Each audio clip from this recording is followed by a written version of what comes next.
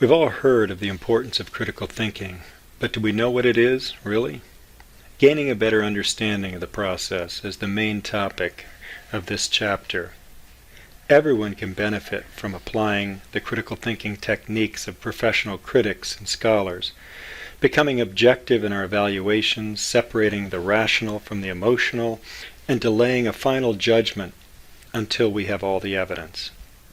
If we continue to develop our critical thinking skills throughout life, we train our minds to think beyond mere practicalities of the moment. Thus, the habit of critical thinking can become a source of inner strength and resiliency in times of frustration or crisis. The distinction between Apollo and Dionysus as symbolic names for the two major components of our personalities that govern our tastes and how we live our lives will serve as a foundation for all that is to follow in this course. So pay attention to this distinction. It's important. German philosopher Friedrich Nietzsche in the late 19th century made this famous distinction in his work The Birth of Tragedy from the Spirit of Music. The distinction between two ways of responding to tragedy, or really any work of art or literature, the Apollonian, which seeks meaning, and the Dionysian, which finds fulfillment in the emotional release.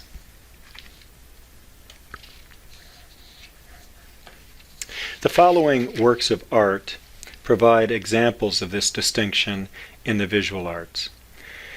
Although they are quite similar in many regards, each was created to appeal to different responses from the viewer. Using these two examples from the Renaissance period, first, Michelangelo's David sculpture is calm, rational, thoughtful. If we could see it even close up, we would notice the furrowed brow. He's thinking, deep in thought, rational. The second, by Donatello, is intended to evoke a more emotional response in the viewer. Here, David stands in triumph over the head of his slain foe.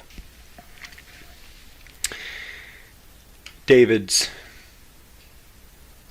exhibit here of David is the assertion of passionate, triumphant individualism, and therefore Dionysian emotionalism.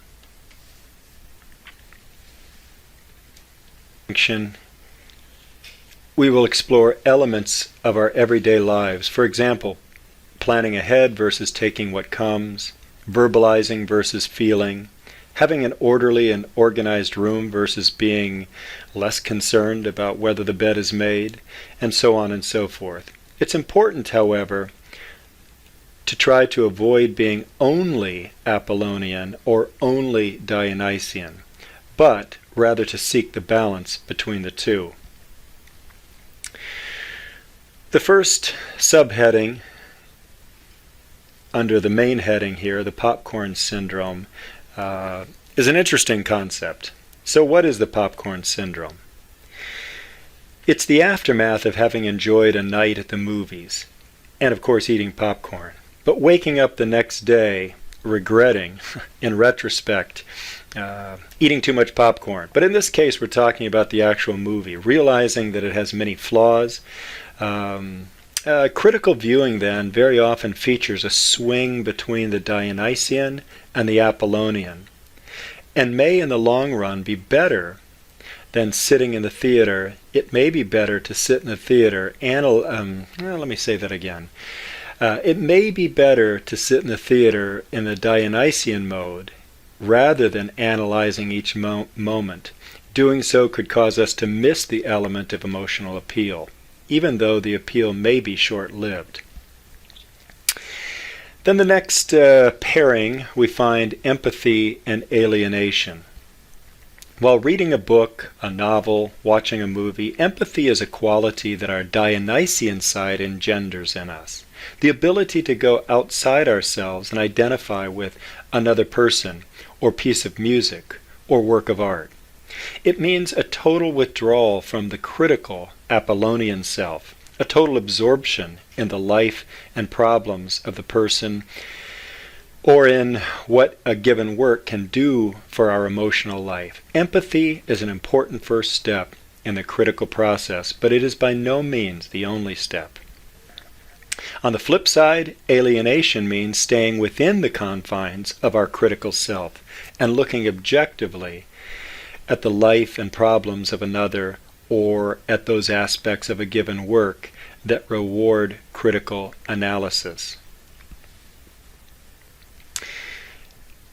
When we get together in class, we may flesh this out with a couple of examples. It's important, however, to keep stressing that both are valid responses, and the well-balanced person is capable of having a two-layered experience.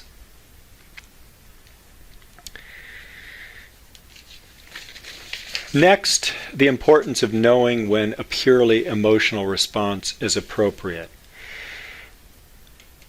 You were confronted with or given this example, very famous work of art, again by Michelangelo, the most important or well-known image from all of the images in the famous Sistine Chapel ceiling. And here the creation of Adam evokes an emotional response. I can attest to that. I've been there a couple of times, and it is quite an awesome experience.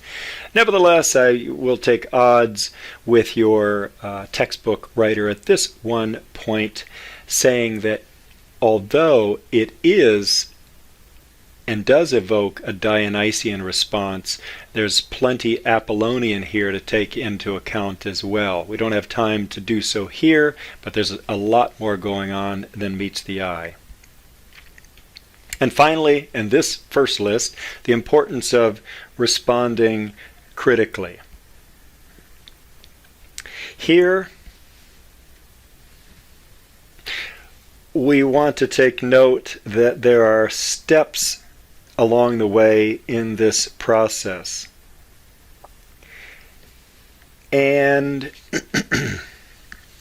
in responding critically to a work of art or literature, you saw in your textbook on page 24 6 steps. And I'm not asking you to memorize them or anything like that, but just familiarize yourself with these 6 steps of critical analysis. First, define what you want to determine. Second, put aside emotional responses. Third, collect and analyze all pertinent factors. Fourth, evaluate the work or topic in its proper context without dismissing it because of its foreignness to you. Be willing to understand, fifth, characters who are different from yourself. And finally, arrive at an informed opinion with evidence to support it. Next, under the heading Exercising the Mind, first, solving problems. Solving problems is the primary goal of critical thinking. When we develop the habit of critical analysis in general, we're prepared to confront real problems in our lives with the same analytical techniques. Remember, the first step in solving a problem is to determine whether a problem actually exists. Next, challenging assumptions. Detecting hidden assumptions behind what others say is one of the most important skills that we can acquire. And we'll talk a bit more about this element in regard to the list given of possibilities of hidden assumptions in your textbook. And then I want to focus a little bit more on context. You know, we hear people talk about context all the time. My words were taken out of context. What is the context? It depends on the context. And these are all good and accurate statements. Understanding the larger context or framework of circumstances and relationships allows the critical thinkers to avoid making mistakes in judgment.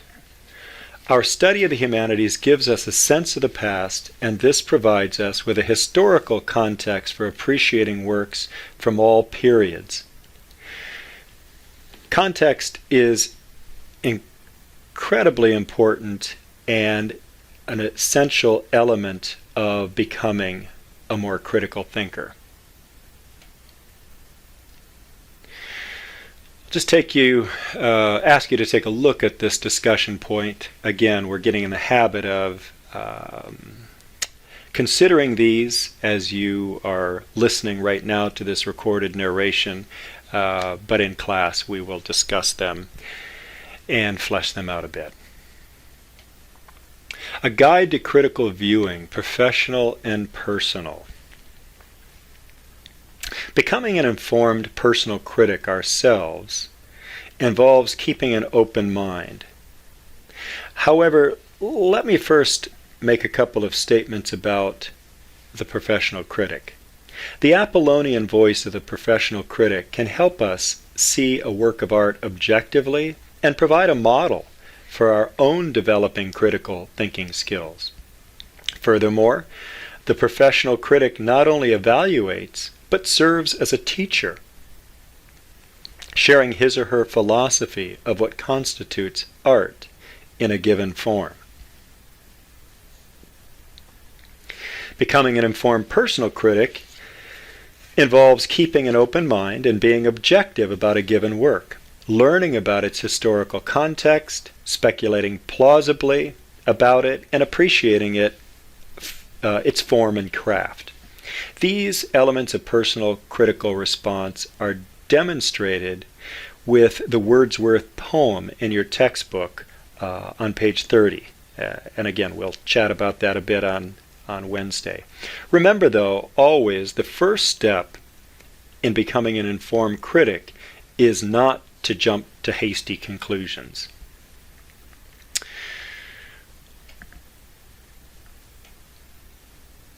And again, another discussion point that we will give some thought to collectively.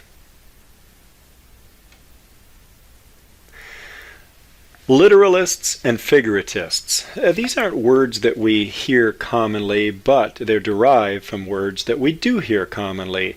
Literal and figurative. Literal speech and figurative speech.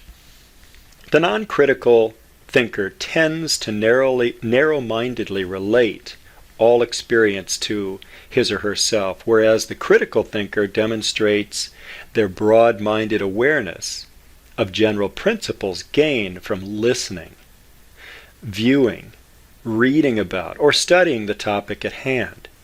You can usually detect literalists and figuratists by their characteristic use of language.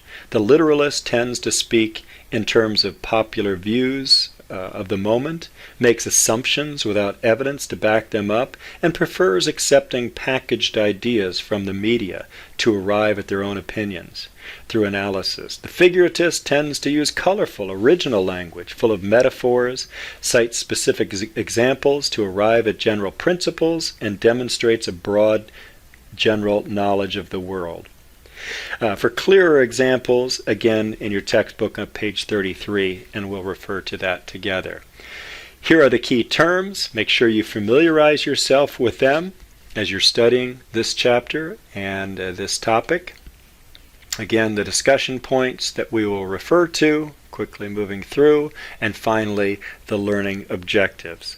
Thank you for listening, and we'll see you in class soon.